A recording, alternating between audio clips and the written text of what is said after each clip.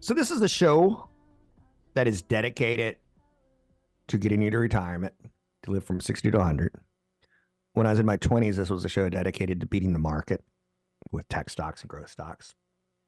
As I've evolved, I've used more products in my life than ever before: insurance products, investment products, um, long-term care, estate planning, attorneys, things that I just didn't think I was going to need. But one thing that I always knew I was going to need was mortgages. I bought a home in my 20s, in my 30s, my 40s, and in my 50s. I expect to buy one more, either retirement home or investment property, and maybe one more after that. And that's it. The man that I use now for my mortgages, Scott Thompson.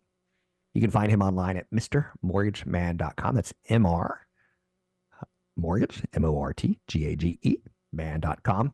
Scott, let's bring you on and talk about the mortgage is an incredibly powerful tool that I think is used mainly for good. But I saw something this week that I want to bring up and see what your opinion is. Zero down mortgages, they're making a comeback. A lot of Americans want to buy a home. They don't have tens of thousands of dollars for a down payment. I once was in that position in my 20s, and I had a first loan and a second loan. I didn't know what that meant back then. I do now. Obviously, down payment's a massive roadblock. A new zero down percent mortgage program launched a couple weeks ago by the nation's largest mortgage lender, United Wholesale Mortgage. It gives you the opportunity to put 97% of the home's value with a first mortgage and then get the second mortgage with the remaining 3% in the form of a second mortgage up to $15,000, which these numbers don't pan out in the Bay Area. They're too small. What makes me nervous, Scott, is this feels like people that shouldn't be getting mortgages are getting mortgages. Part of the game has always been to have some skin in it with mortgages, that you own some equity from day one with 20% down or 10% down. What are your thoughts initially on zero down mortgages?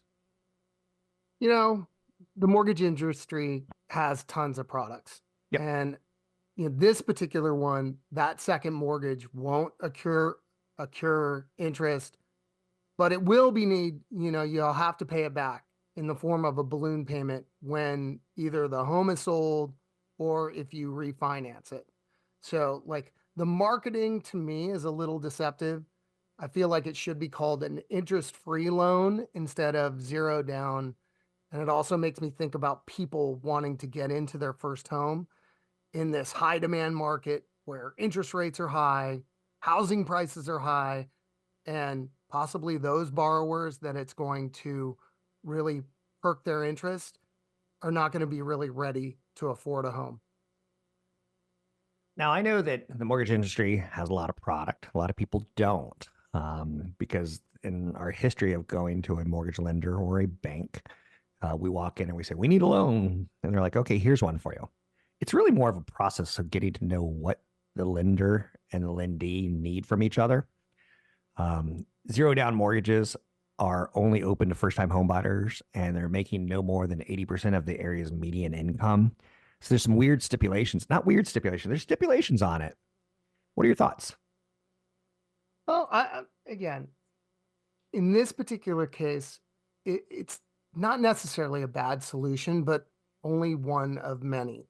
But it could go bad if like home prices start going down, right? The risk there is because you're not putting any of your own money down, you really have no equity in the home.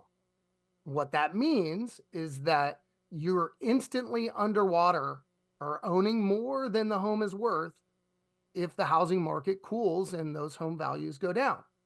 So this scenario is exactly what happened during the subprime crisis back in 2008 when millions of homeowners were underwater on their mortgages and went into default.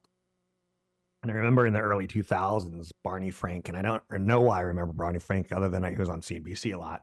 He talked about how every American deserves to own a home. And I don't know that that's true because not every American has that cash flow to service it.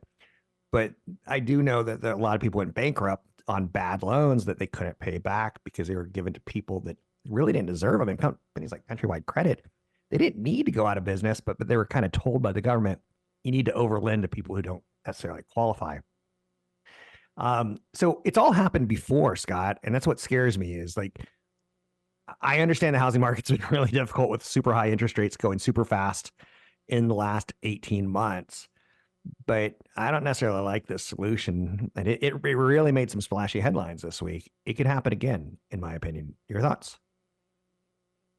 Could. I think now the industry is a lot different than it was in 2008, but no down payment loans that blew up back then.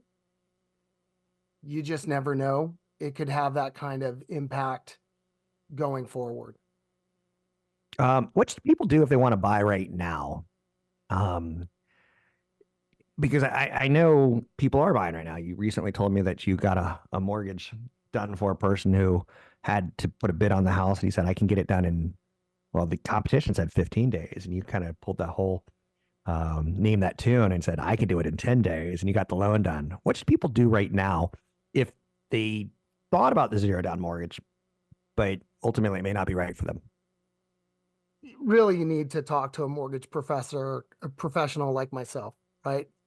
I can show them many different scenarios, a lot of different products out there for different situations, and find the right product for them. Thanks very much, Scott. People can find you. You've got a pseudonym, MrMortgageman.com. That's MR Mortgage, MORTGAGE, man.com. No underscores, no spaces, just all three words mashed together. It's one of the lessons of the subprime crisis was that you're not doing any favors to borrowers by making it too easy for them to borrow $500, $600, $700,000 to $1.5 million. I get it. You could contact Scott. He's a friend of mine. He's someone I trust. And my next mortgage I will be doing with him. You can find him online at MrMortgageman.com. That's MrMortgageman.com. Thanks, Scott. Moving forward and into other content that's out there today, there's a lot going on, first and foremost. NVIDIA could be set for a 30% correction. How do you feel about that? How do you feel like Cisco once was in the position that NVIDIA was? AOL was once in the position that NVIDIA is in. Apple was once in the position. Microsoft was once in the position. ExxonMobil was once in that position. It's tough to remain the king of the jungle, especially when your stock goes up as aggressively as it has. I own shares of NVIDIA. Now, I've started doing another approach with NVIDIA. Other than just holding it, I'm generating income through option overlay strategies on highly concentrated positions. I highly recommend you start thinking about doing things if it has become a high net worth position for you, but don't do options on your own. 25 years ago, I looked at options and I was like, this is interesting. Then 20 years ago, I was like, this is interesting. 15 years ago, this is it. I could never do it. I was never good at it. And trust me, I tried to learn. And then I used paper money, which basically says, this is what I want to buy. And you give it to your sugar booger. You give it to the lady in your life. You give it to someone you love. And you say, I'm going to spend $10,000 to make 20. Here's my goal. And it's going to be a 3-week trade. It's going to be a 6-week trade. It's going to be a 2-year trade. And then you ask for the money back when you think it's time. And then you judge yourself. I'd be very, very cautious trying to do options yourself. I use a professional group, EP Wealth, who has relationships with professionals in option strategies. They have relationships with professionals in investment income, tied towards private debt, tied towards private equity, tied towards private real estate. That's stuff that I would not do from a commercial on a local level. I do it from an institution that has billions of dollars under management, that has relationships with other companies that have billions of dollars under management. Not for some local Yahoo who wants to be the next Donald Trump, which for the record, Donald Trump not that great at real estate. Just throwing it down there. I know. It's not what a lot of people want to hear, but it's true. So the ADP employment report signaled that private payroll growth slowed further in May, reducing upward pressure on inflation data. This morning, we got some economic data that suggests that firing of people slowed. And first-time unemployment claims, again, pointing to a healthy economy in the job side of the fence. Our economy is still staggering a bit with inflation.